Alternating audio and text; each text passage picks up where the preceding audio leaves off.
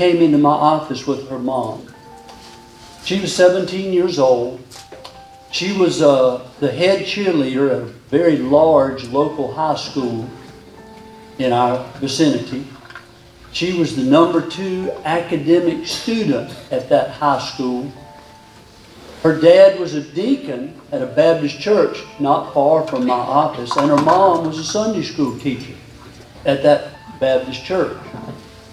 Their pastor was on the original board for our Crisis Pregnancy Center in Spartanburg.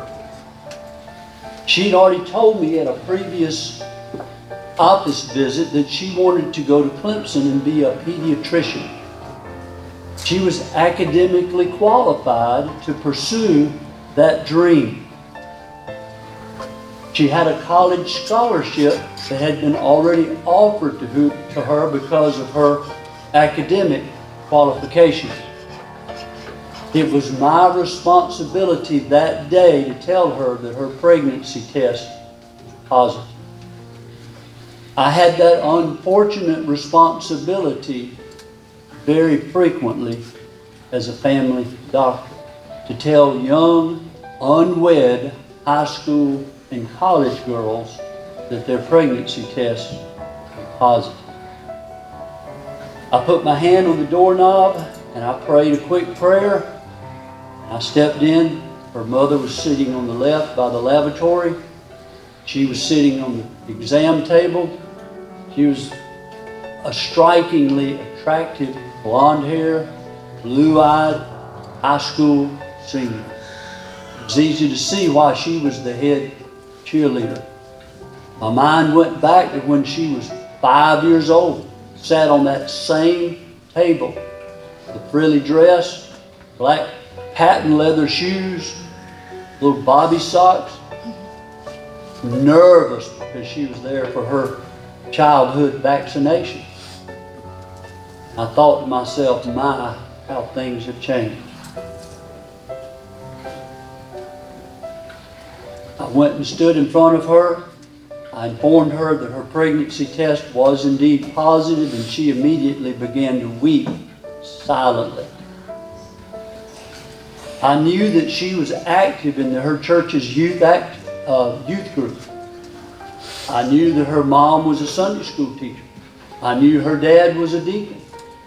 So I began to encourage her as best I could. And I said, ma'am, I know that this is going to change the direction of your life. But your God and our God is a sovereign God. And His grace will be sufficient for you. And I began to say other encouraging words. But suddenly her mother stood up with a jerk and said, no, she is not going to have this baby. She is going to the abortion clinic in Greenville this Saturday morning. And I looked at her and I said, but Mom, you're a Christian woman. You're a Sunday school teacher. You can't do that. It would be an abrogation of everything that your family believes. Whereupon she whirled around, opened the exam room door, and stalked out of my office. Her daughter began to wail. I put my arm around her shoulders and I said, you need to go home with your mama, but appeal to your father. He's a righteous man. He jumped off the table and ran out of my office. And that was the last I saw of her. Now, brothers and sisters, what happened? What happened in my office that day? This mom allowed circumstances to dictate her theology, rather than allowing her theology to dictate her response to very difficult circumstances. Can I say that again? This mom allowed her theology, her circumstances to dictate her theology, rather than allowing her theology, her beliefs, her Christian beliefs, to dictate her response to very difficult circumstances. You see, she lost her biblical mooring and was cast adrift in a sea of moral relativism. She began to make emotional decisions rather than biblically informed decisions. She was willing to sacrifice her unborn grandchild to preserve for her daughter academic opportunities and to prevent family shame. Do your head like this. You know what I'm talking about. Life has a way of making us forsake our fundamental convictions with the difficult ethical and moral choices that are presented to us. 17 years later, that pregnant girl came back into my office. And she brought with her her 17-year-old son. He was all knees and elbows. And you could tell that he was going to be one of those young men that had to shave twice a day.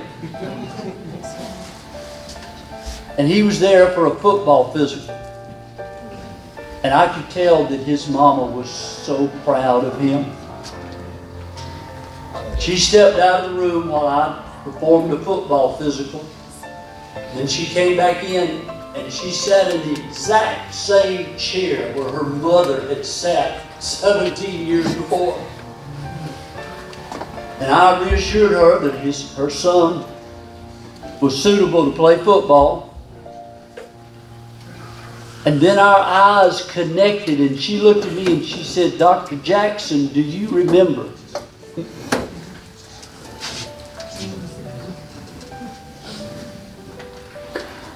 I'm sorry because every time I tell this story, I get emotional. She said, "Dr. Jackson, do you remember?" And the both of us began to weep as we remembered the titanic spiritual battle that took place in that exam room for the life of that now 17-year-old, 6'2" high school boy. Amen. And I said, "Yes, ma'am, I do remember." And she said, "Dr. Jackson, my dream to be a pediatrician did not come true." She said, "I'm a secretary. My husband is a truck driver." She said, "But my dream of being a mama has come true." And she said, "I'm so proud of my 17-year-old boy." And she said, "I'm going to tell you something else. His grandmother loves him slapped to death." Hallelujah. Say hallelujah.